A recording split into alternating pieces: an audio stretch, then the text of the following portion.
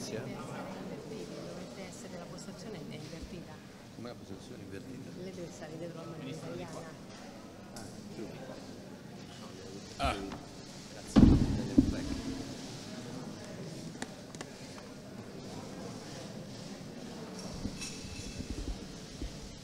Inizia? Devo iniziare.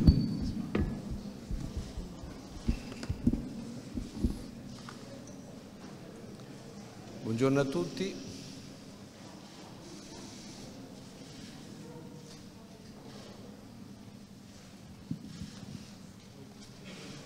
Abbiamo appena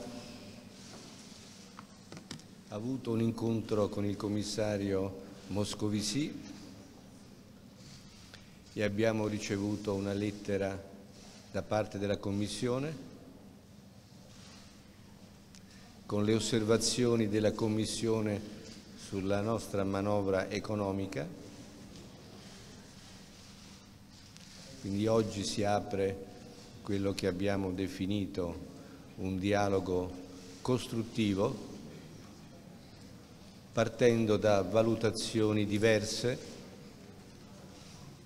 sulla nostra politica economica. Abbiamo constatato queste valutazioni diverse. Noi riteniamo di dover approfondire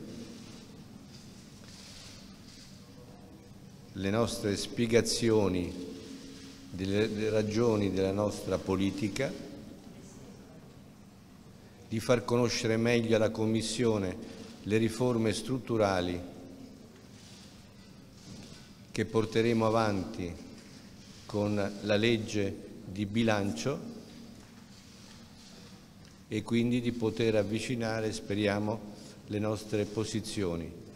Si apre in ogni caso questo dialogo che, voglio ricordare a tutti, è pienamente nella cornice delle regole generali europee, in cui quando un Paese ritiene di dover adottare una politica che non coincide con alcune regole fiscali, si apre un dialogo e vi sono delle procedure specifiche entro le quali questo dialogo verrà portato avanti. Io credo che il dialogo costruttivo non sono parole vuote, è l'indicazione molto precisa di quello che vogliamo fare.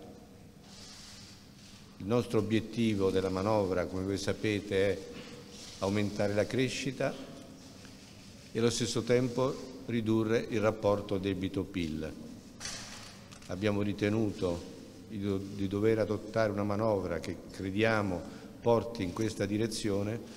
Lo spiegheremo alla Commissione, ascolteremo le osservazioni della Commissione, la Commissione ascolterà le nostre ragioni e andremo avanti in questo dialogo costruttivo.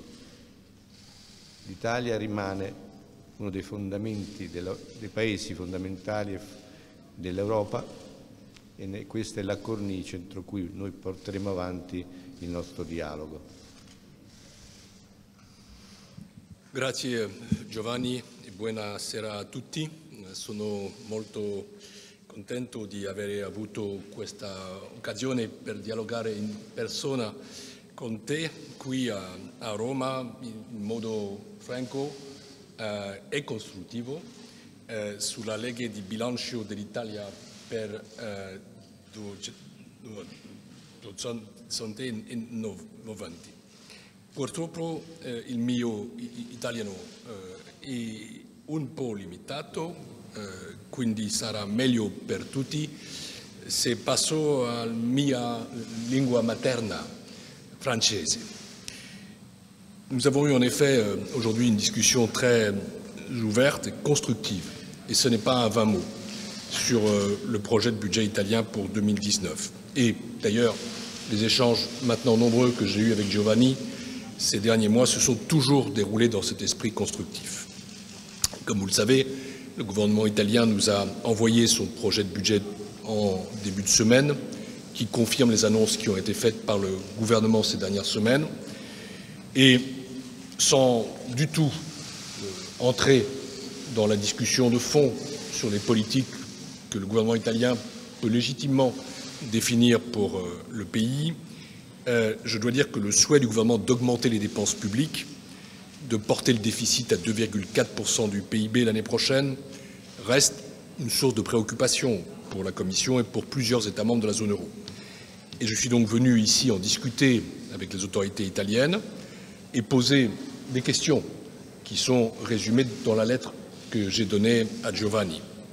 Avant toute chose, je tiens à dire que l'Italie est traitée exactement comme les autres États membres sur cette question. Il n'y a ni arrière-pensée, ni jeu politique, ni discrimination.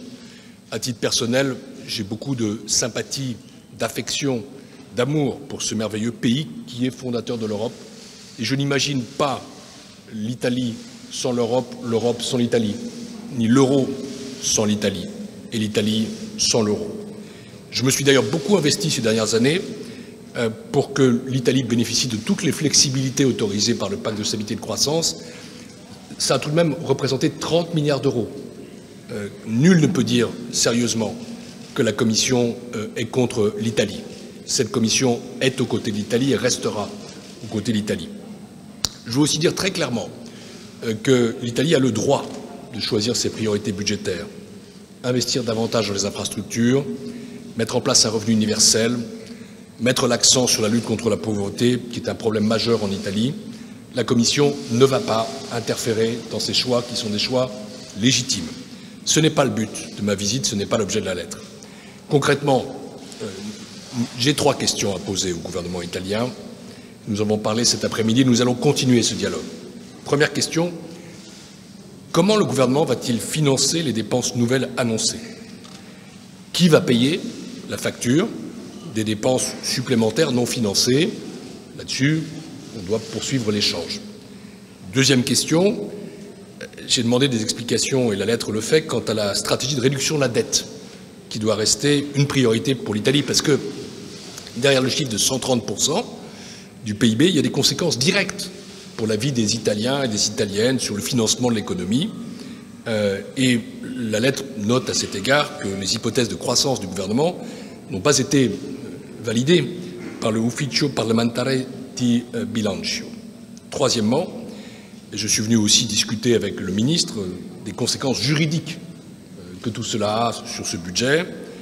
Vous savez qu'en juillet dernier, l'Italie s'est engagée auprès de ses partenaires européens à ramener son déficit à 0,8% du PIB en 2019. C'est évidemment moins que 2,4. 2,4, c'est moins que 3. Et donc le problème n'est pas tant le déficit dit nominal que le déficit structurel, celui qui croît indépendamment de la croissance. Et donc, il faut que nous arrêtions nos décisions à partir des réponses à ces questions. Les règles européennes, je veux le dire ici, ne sont qu'un outil pour faire travailler les États membres ensemble. Ce sont un peu les règles du football qui permettent aux équipes de jouer ensemble. Elles ont été adoptées par tous les États membres, y compris bien sûr par l'Italie. Elles ont été adoptées démocratiquement. Elles s'appliquent à tous, avec un souci d'équité et de justice. La Commission, dans cette affaire, n'est pas un adversaire de l'Italie. La Commission veille à l'intérêt général, elle est en quelque sorte l'arbitre sur le terrain. Je sais que l'arbitre n'est pas toujours très populaire, mais tout de même, c'est vers lui qu'on se tourne pour faire respecter les règles du jeu. Avant toute décision formelle, et nous n'en sommes pas là, la Commission a le devoir d'échanger avec l'État membre concerné, et donc je suis bien là pour engager ce dialogue avec les autorités italiennes et d'abord avec le ministre des Finances. Sur la base de cet échange, la Commission finalisera son analyse et prendra ses responsabilités au regard de l'Italie et des autres États de la zone euro.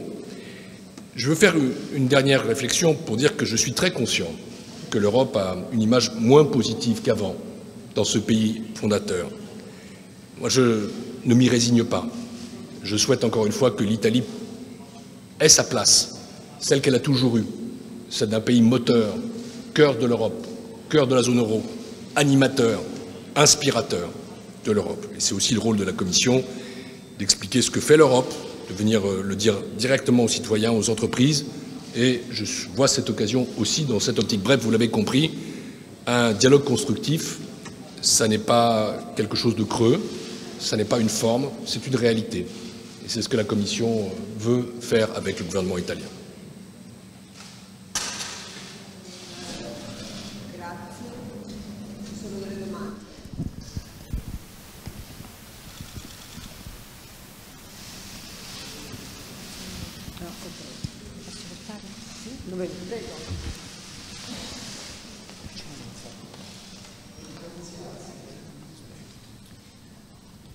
Gli esponenti politici più in vista del governo italiano hanno più volte ribadito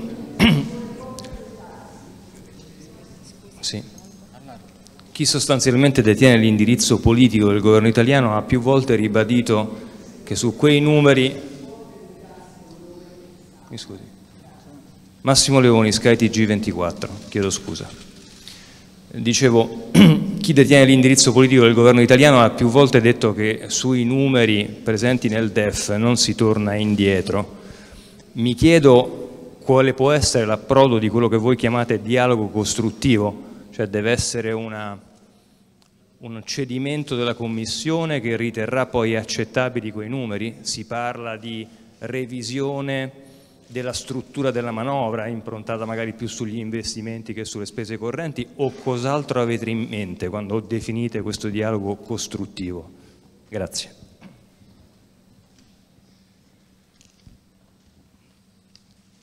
Il y a une procédure précise que nous suivons. Nous ne l'inventons pas. Elle n'est pas créative, elle est juridique. Et elle suppose à toutes les étapes, je dis bien à toutes les étapes, un dialogue constructif. Ce n'est pas une discussion que nous avons ce soir. Nous l'avons eue déjà et nous allons la poursuivre après. Aujourd'hui, nous avons adressé une lettre au gouvernement italien, en l'occurrence au ministre Giovanni Tria, Valdis Dombrovskis et moi-même. Cette lettre fait un certain nombre d'observations, pose un certain nombre de questions.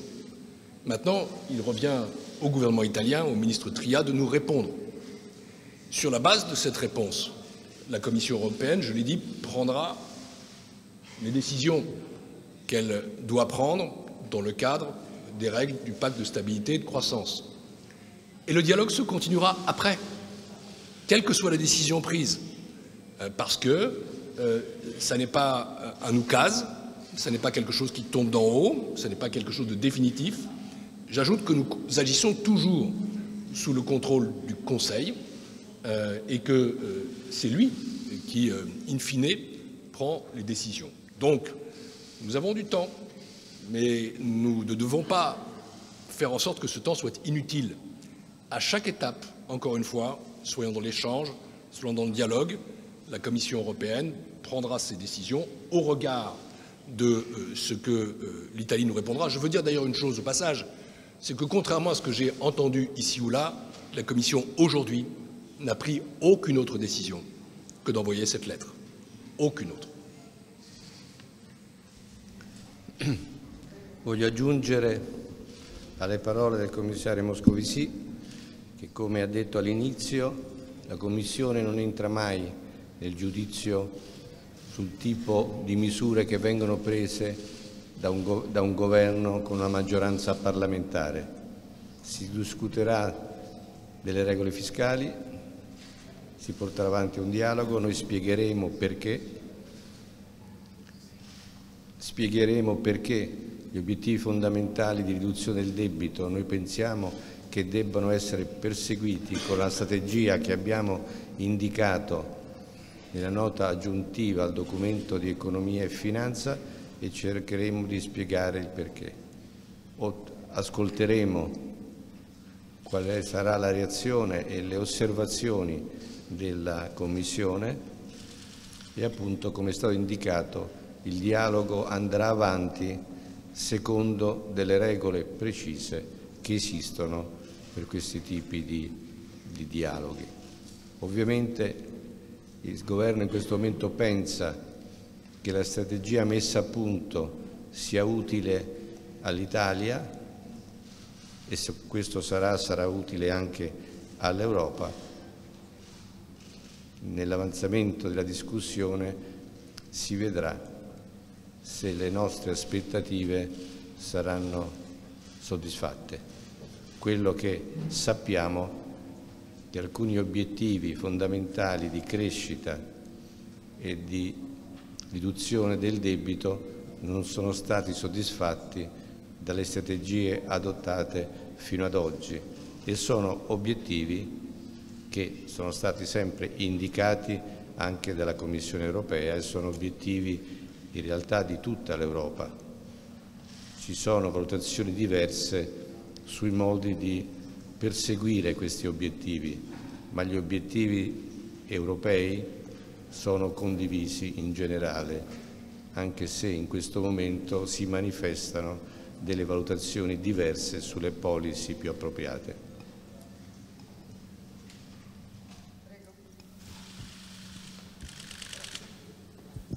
Grazie mille. Buonasera, Alessandro Usai, Stasera Italia, Mediaset. Volevo chiedere al Ministro e al Commissario se le tensioni anche verbali di questi giorni possono un po' minare il dialogo tra il governo italiano e la Commissione europea. Cosa si aspetta, soprattutto Moscovici, dal nostro governo per non avere, tra virgolette, una bocciatura dei propri conti? Grazie. Quello che posso dire è che il tono del dialogo tra il governo e la Commissione europea, che ovviamente è continuo, fin da quando c'è il nuovo governo e dal primo giorno che ho incontrato il commissario, è un dialogo che va avanti con i toni che vedete questa sera. Altra cosa sono i dibattiti in campo politico esterni al dialogo che il governo porta avanti nel suo complesso, e non solo del Ministro dell'Economia e Finanze, con la Commissione europea.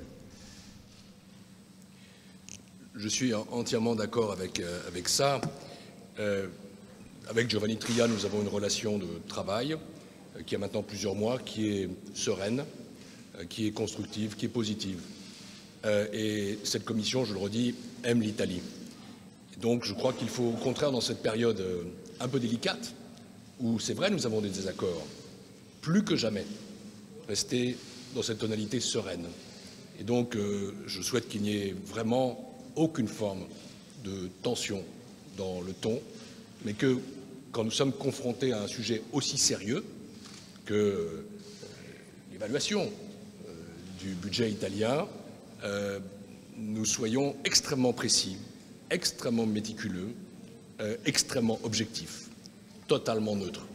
Et que, même si nous avons des opinions politiques, et j'en ai, nous laissions la politique à la porte.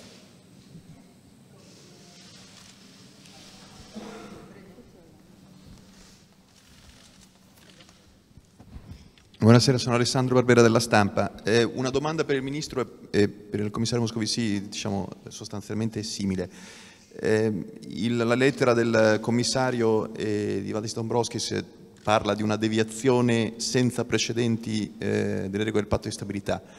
Siamo già, diciamo, in una dimensione, diciamo, di dialogo piuttosto complesso. Volevo chiedere al Ministro se non teme o se la senti dare garanzie sul passaggio parlamentare della manovra, che rischia di appesantire ulteriormente questa manovra, e al Commissario se pensa, è preoccupato che questo avvenga e si vuole fare un appello al Governo italiano per non peggiorare ulteriormente e inasprire ulteriormente i rapporti fra il Governo e la Commissione, che, diciamo, mi pare ci sia uno sforzo reciproco, ma i numeri e i contenuti della lettera ci dicono che la distanza è molto importante. Voglio dire che i saldi di bilancio sono stati approvati dal Parlamento e io penso che l'iter parlamentare si dovrà concentrare sul migliorare sempre più la qualità dei provvedimenti che verranno presi. Ovviamente il Governo è sempre pronto ad accogliere i contributi migliorativi del Parlamento, che però non mettono in discussione certamente i saldi approvati. Je vais m'expliquer sur l'évaluation de notre lettre. Quand nous parlons de sans précédent, je suis commissaire aux affaires économiques et financières depuis maintenant 4 ans. Et c'est vrai que nous n'avons jamais eu un tel écart en matière de déficit structurel entre ce qui était demandé et ce qui est prévu, et dans un contexte qui est un contexte de dette élevée. Comme l'a dit Giovanni, nous ne sommes pas là pour intervenir dans le contenu des politiques publiques italiennes. Nous sommes favorables à des politiques qui soutiennent la croissance et l'emploi. Mais nous voulons aussi qu'elles soient capables de réduire la dette et de promouvoir l'investissement qui est nécessaire pour la promotion de l'avenir. Et c'est dans ce contexte-là qu'intervient notre discussion, notre dialogue. Nous sommes en désaccord.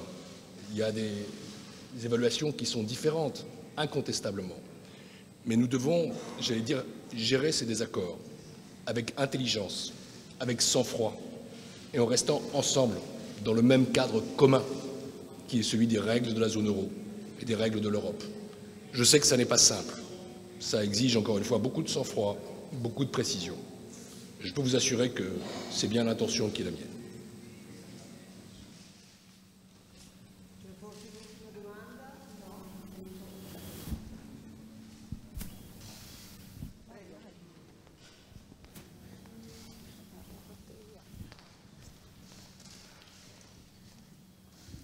Roberto Orsi, agenzia di stampa Sky News. Monsieur le commissaire, est-ce qu'au-delà du dialogue très positif que vous avez eu avec le ministre italien, vous avez vu des ouvertures sur la possibilité d'effectuer des changements?